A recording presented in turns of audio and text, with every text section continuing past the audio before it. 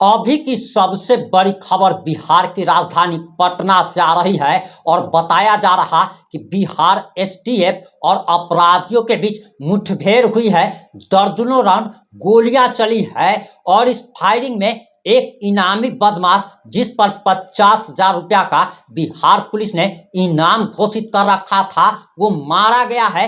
Encounter में अजय राय की मौत हो गई है। वहीं एसटीएफ इंस्पेक्टर को भी गोली लगी है और बताया जा रहा कि एनकाउंटर में मारा गया अपराधी बैंक लुटेरा था, सोना लुटेरा गिरोह का सदस्य था। और आखिर पूरी घटना क्या है, पूरी घटना इस 3 से 5 मिनट की रिपोर्ट में हम आपको बताने जा रहे हैं।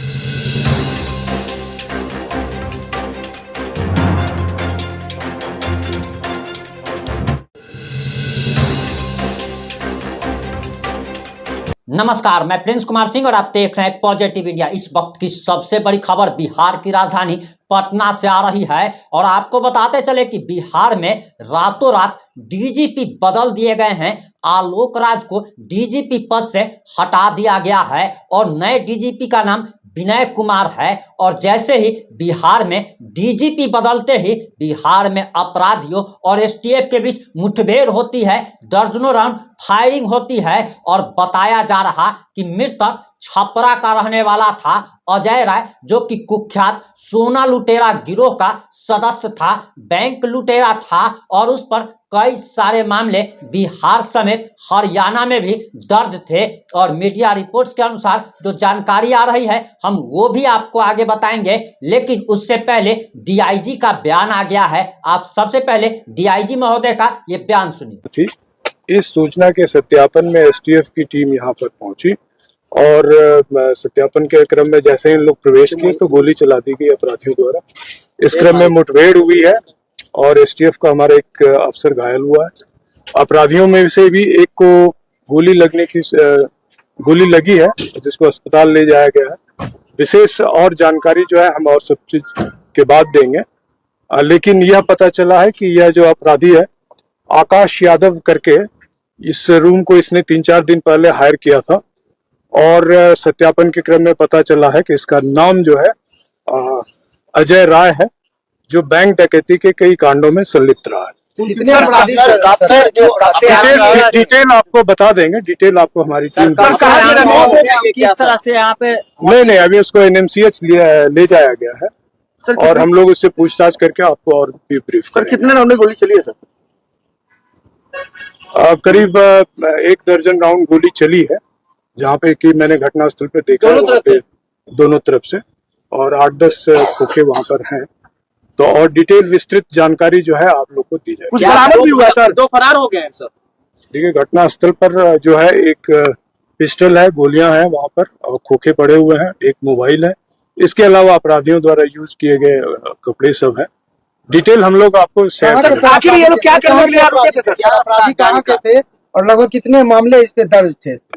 ये छपरा जिला का रहने वाला है और अजय राय, और डिटेल हम आपको शेयर करेंगे। और इसका काफी बैंक डकैती के कांडों का बड़ा इतिहास रहा है, करीब 7 से 8 और ज्यादा भी हो सकते हैं।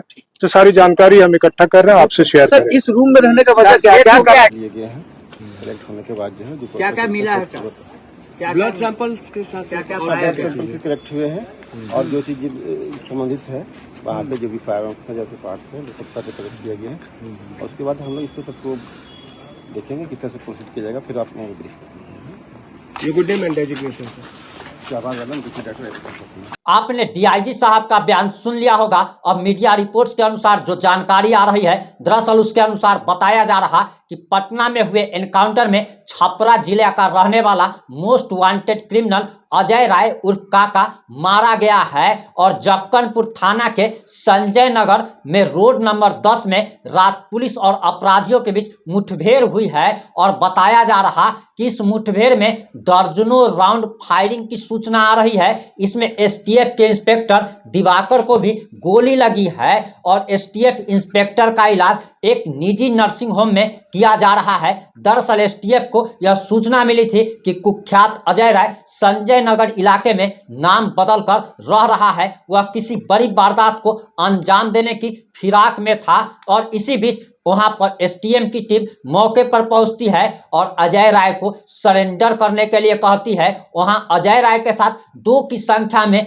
और अपराधी मौजूद थे, लेकिन दोनों भाग गए और अजय ने पुलिस पर गोली चला दी। उसके बाद एसटीएफ ने भी जवाबी कार्रवाई की। अजय राय की तरफ से दर्जनों राउंड फायरिंग की गई, एसटीएफ की तरफ से भी जवाबी फायरिंग की गई और जिसमें अजय राय को 4 गोली लगी है और बताया जा रहा कि अजय राय की मौत एसटीएफ की गोली से हो गई और वो गोली जो कि उसके सीने में जाकर लगी थी, जिसके बाद तत्काल ही उसकी मौत हो गई।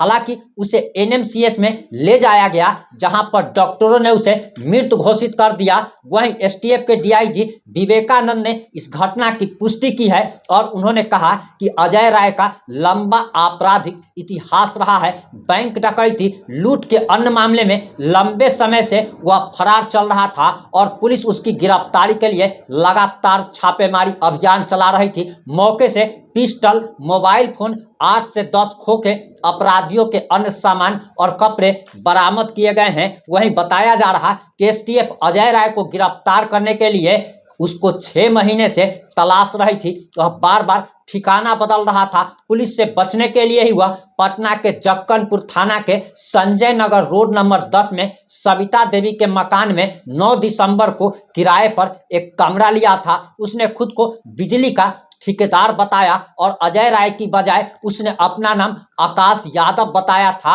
और वह नाम बदलकर पटना में रह रहा था। 10 दिसंबर से वह पटना के उस मकान में रहने लगा था। उसने अपने मकान मालकिन को आधार कार्ड दिया था। उसके साथ वहां पर मोहम्मद साहिल और विकास नाम के 2 अपराधी उसके साथ रह रहे थे। दोनों कुख्यात अपराधी हैं। एसटीएफ को सूचना मिली कि अजय राय संजय नगर में है, किसी बड़ी वारदात को अंजाम देने की फिराक में है, जिसके बाद एसटीएफ ने मकान की घेराबंदी की। अजय राय कुख्यात चंदन सोनार ग्रुप से जुड़ा था और चंदन सोनार का अपहरण करने में सबसे बड़ा गिरोह है। इसी गिरोह ने दमनदीप के कारोबारी का अपहरण किया था और उन्हें छपरा में लाकर रखा था और फिरौती में 9 करोड़ रुपए लिए गए थे। अजय राय पर बैंक डकैती, अपहरण का केस सारण और हरियाणा में भी दर्ज था।